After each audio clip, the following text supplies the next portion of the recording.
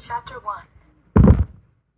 Just when I thought my day couldn't get any worse, I saw the dead guy standing next to my locker. Kayla was talking non-stop in her usual K-babble. She didn't even notice him. At first. Actually, now that I think about it, no one else noticed him until he spoke, which is, tragically, more evidence of my freakish inability to fit in. No, but Zoe, I swear to God, he didn't get that drunk after the game. You really shouldn't be so hard on him. Yeah, I said absently. Sure. Then I coughed. Again. I felt like crap. I must be coming down with what Mr. Wise, my more than slightly insane AP biology teacher, called the teenage plague. If I died, would it get me out of my geometry test tomorrow? One could only hope. Zoe, please, are you even listening?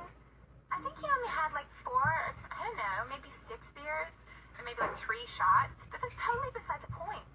He probably wouldn't even have had hardly any if your stupid parents had let you go home right after the game. We shared a long-suffering look, in total agreement about the latest injustice committed against me by my mom and the step-loser she'd married 3 really long years ago. Then, after barely half a breath break, Kay was back with the babbling. Plus, he was celebrating. I mean, we beat Union. Kay shook my shoulder and put her face close to mine. Hello, your boyfriend. My almost boyfriend, I corrected her, trying my best not to cough on her. Whatever. He's our quarterback, so of course he's gonna celebrate. It's been like a million years since Broken Arrow beat Union. 16. I'm crappy at math, but Kay's math experiment makes me look like a genius. Again, whatever. The point is, he was happy. You should give the boy a break. The point is that he was wasted for like the 5th time this week. I'm sorry, but I don't want to go out with a guy whose main focus in life has changed from trying to play college football to trying to chug a 6-pack without puking. Not to mention the fact that he's going to get fat from all that beer. I had to pause to cough. I was feeling a little dizzy and forced myself to take slow, deep breaths when the coughing fit was over. Not that K-babble noticed. Ew, he's fat? Not a visual I want. I managed to ignore another urge to cough. And kissing him is like sucking on alcohol-soaked feet. Kay scrunched up her face. Okay, sick. Too bad he's so hot. I rolled my eyes, not bothering to try to hide my annoyance at her typical shallowness. You're so grumpy when you're sick. Anyway, you have no idea how lost puppy-like Keith looked. After you ignored him at lunch, he couldn't even... Then I saw him. The dead guy. Okay, I realized pretty quick that he wasn't technically dead. He was undead. Or unhuman. Whatever. The scientists said one thing, people said another. But the end result was the same. There was no mistaking what he was, and even if I hadn't felt the power and darkness that radiated from him, there was no frickin' way I could miss his mark. The sapphire blue crescent moon on his forehead, and the additional tattooing of entwining knotwork that framed his equally blue eyes. He was a vampire, and worse, he was a tracker. Well, crap, he was standing by my locker.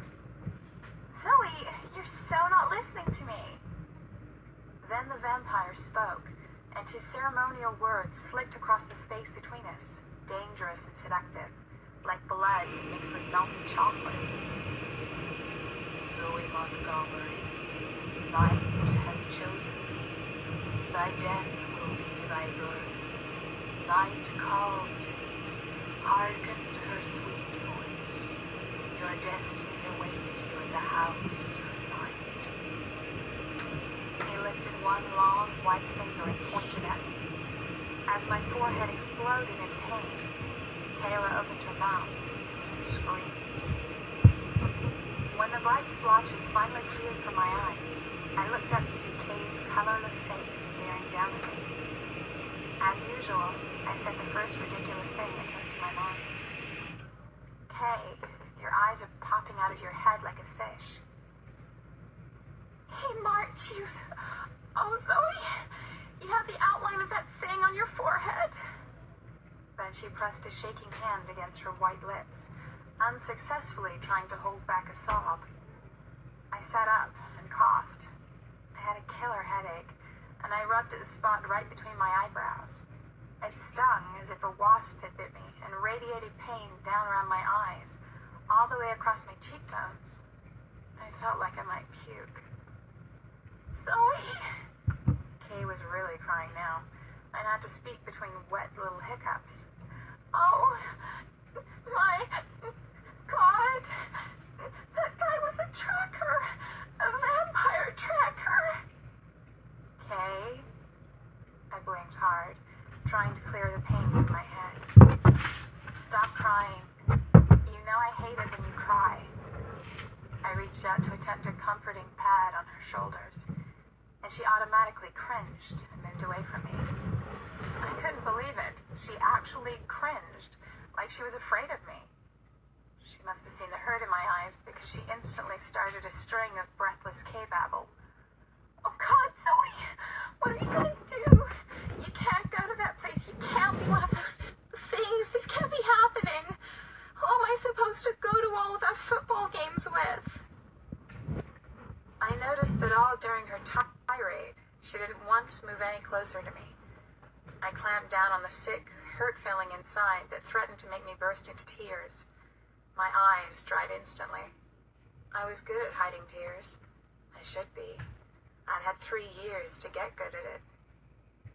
It's okay. I'll figure this out. It's probably some bizarre mistake. I lied. I wasn't really talking. I was just making words come out of my mouth. Still grimacing at the pain in my head, I stood up. Looking around, I felt a small measure of relief that Kay and I were the only ones in the math hall, and then I had to choke back what I knew was hysterical laughter. Had I not been totally psycho about the geometry test from hell scheduled for tomorrow, and had run back to my locker to get my book so I could attempt to obsessively and pointlessly study tonight, the tracker would have found me standing outside in front of the school with the majority of the 1,300 kids who went to Broken Arrow South Intermediate High School, waiting for what my stupid Barbie clone sister liked to smugly call the big yellow limos. I have a car, but standing around with the less fortunate who have to ride the buses is a time-honored tradition, not to mention an excellent way to check out who's hitting on who. As it was, there was only one other kid in the math hall. A tall, thin dork with messed up teeth, which I could, unfortunately, see too much of because he was standing there with his mouth flapping open, staring at me like I'd just given birth to a litter of flying pigs. I coughed again, this time a really wet, disgusting cough. The dork made a squeaky little sound and scuttled down the hall to Mrs. Day's room, clutching a flat board to his bony chest. Guess the chess club had changed its meeting time to Mondays after school. Do vampires play chess? Were there vampire dorks? How about Barbie-like vampire cheerleaders? Did any vampires play in the band? Were there vampire emos with their guy wearing girls' pants weirdness and those awful bangs that cover half their faces? Or were they all those freaky goth kids who didn't like to bathe much? Was I going to turn into a goth kid? Or worse, an emo? I didn't particularly like wearing black, at least not exclusively, and I wasn't feeling a sudden and unfortunate aversion to soap and water, nor did I have an obsessive desire to change my hairstyle and wear too much eyeliner. All this whirled through my mind while I felt another little hysterical bubble of laughter try to escape from my throat, and was almost thankful when it came out as a cough instead. Zoe? Are you okay? Kayla's voice sounded too high, like someone was pinching her, and she'd taken another step away from me. I sighed and felt my first sliver of anger.